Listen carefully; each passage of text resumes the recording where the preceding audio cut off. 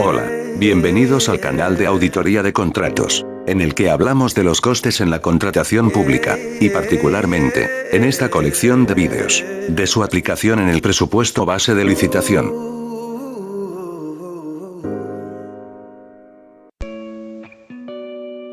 Ya hemos establecido la necesaria definición de coste en los contratos públicos, la que no encontraremos en la ley por incomparecencia.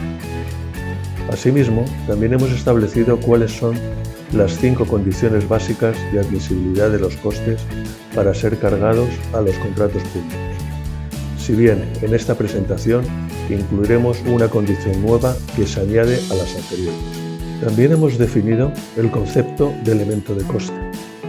Ahora nos adentraremos en las diferencias que hay entre conceptos que se manejan tanto en la contabilidad externa, la contabilidad analítica y la economía financiera, que suelen ser frecuentemente confundidos y mezclados, siendo utilizados en la contratación pública de manera imprecisa, cuando no equivocada.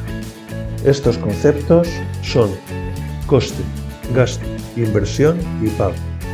Y también hablaremos de las diferencias que hay entre la contabilidad externa y la contabilidad analítica, en función de la información que de ella se obtiene y quiénes son los usuarios de esa información o a quién va dirigida.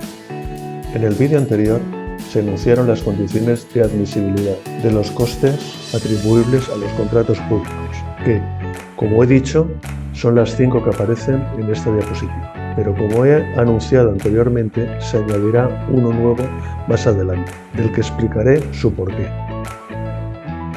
Diferenciemos estos conceptos, porque ya nos podemos percatar que los conceptos de coste y de precio, la ley a veces los mezcla como si fueran sinónimos. Tal confusión sucede, por ejemplo, en el artículo 146.1, en el que, al referirse a los criterios de adjudicación, la ley dice que estos pueden estar relacionados con los costes. Bien, vale, perfecto. Pero luego sigue diciendo que pueden ser el precio u otro criterio basado en la rentabilidad, como es el coste del ciclo de vida. ¿Pero qué me estás contando? En mi opinión, la mistura no puede ser de lo más desafortunado. Por otro lado, en las normas de contratación pública, las inversiones, en ocasiones, son catalogadas como costes, cuando es evidente que el bien adquirido va a tener un periodo de permanencia de más de un ejercicio económico. ¿Y los pagos? Pues sucede que, por ejemplo, los pagos ni se mencionan en el artículo 29.4 de la ley. Y esto es importante, ya que dependiendo de cuándo se produce la corriente de pagos de la inversión y de los ingresos que obtenga del contrato el adjudicatario, se podrá apreciar si recupera o no el valor de la inversión en más de 5 años. Por otra parte, la amortización es un coste de producción que no aparece en una ecuación financiera de actualización de flujos de caja, pues aquella, la amortización, no supone movimiento de fondos.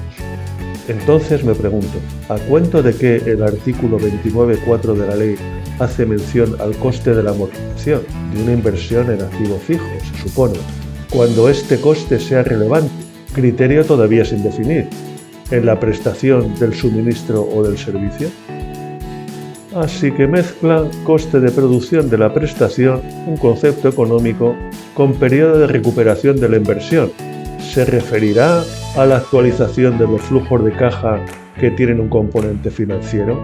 Y si es así, ¿a qué tasa de descuento?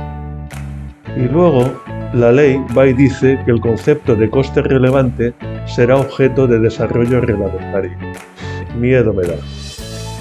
El coste es un concepto económico de la contabilidad analítica y que representa el valor del factor o elemento de coste que se aplica en la producción de bienes y de servicios.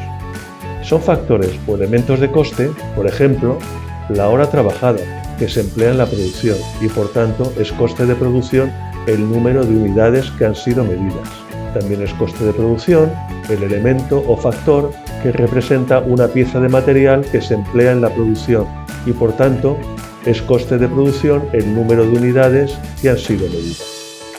La amortización periódica de un activo fijo que se emplea en la producción es un elemento de coste y por tanto es coste de producción la parte que corresponde imputar de dicha amortización por la utilización del activo en la fabricación del producto. Los servicios exteriores, tales como limpieza, seguridad, etc., que adquiere la empresa para su funcionamiento general, son elementos de coste y, por tanto, es coste de producción la parte que corresponde imputar al bien o al servicio fabricado. Finalmente, existen otro tipo de elementos de coste que pueden considerarse en la contratación pública, como son los costes de oportunidad, pero de estos hablaré más adelante. El gasto es un concepto de la contabilidad externa o financiera y que representa el valor de los factores y transacciones internas consumidos en la empresa y que minoran o se detraen, se restan de la cifra de ingreso, es decir, las ventas, para determinar el resultado económico o beneficio. En otras palabras, los gastos reducen el beneficio de una venta. Sin embargo, los costes de oportunidad no existen en la contabilidad externa y no tienen consideración de gasto, pues no restan el valor de la venta para obtener el resultado económico. Los diferentes gastos que se consideran en la contabilidad externa están relacionados funcionalmente en lo que se conoce como cuenta de resultados. Ahí nos encontramos con gastos que pueden transformarse en coste, como son los sueldos y los salarios de los trabajadores directos, que se convierten en elementos de coste según las horas de trabajo medidas. Y existen otras líneas de gasto que no se transformarán en coste de un contrato público, ya que no cumplen las condiciones de admisibilidad. Entre estos tipos de gasto están los gastos financieros, el impuesto sobre beneficios o las provisiones y pérdidas por deterioros y por créditos incobrables. La inversión es un concepto de tipo financiero, aunque en la contabilidad externa de las empresas el valor neto del activo fijo, que procede de inversiones realizadas, se refleja en el balance de situación.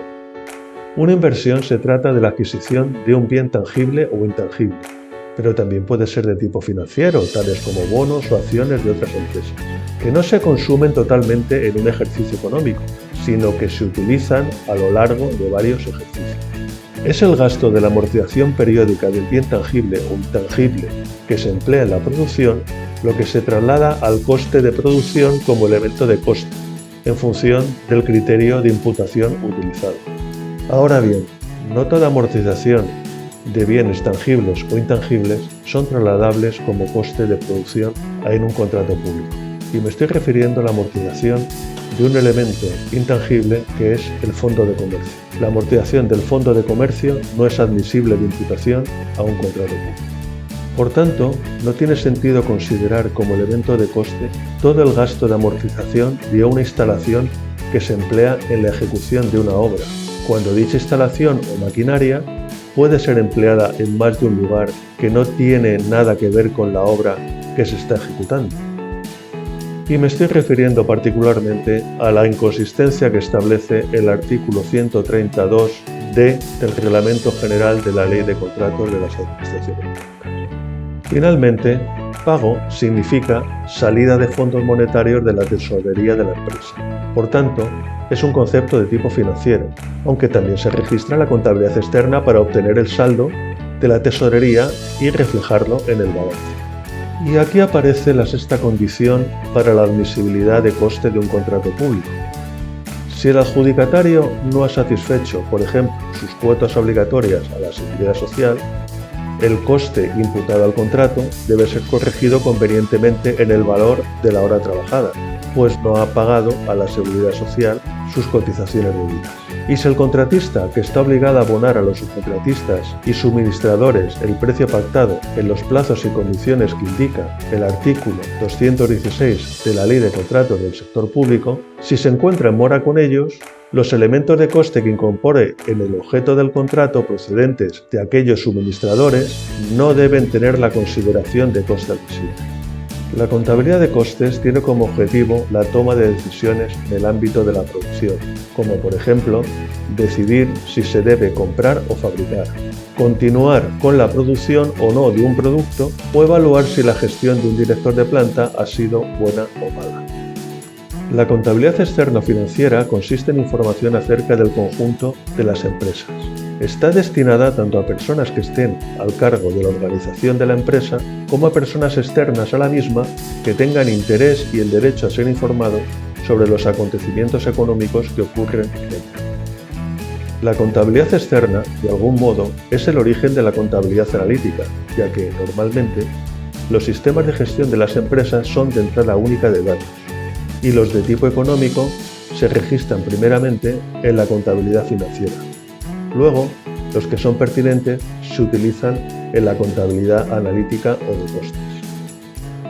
Ahora bien, ambas contabilidades van de la mano, y también por el interés de la Ley de Contratos del Sector Público para que el órgano de contratación pueda tomar decisiones de gestión en los procedimientos de licitación, teniendo en consideración el coste de producción de los bienes y servicios que adquiera. Conocer ambas contabilidades es de una importancia capital para los órganos gestores de la contratación pública.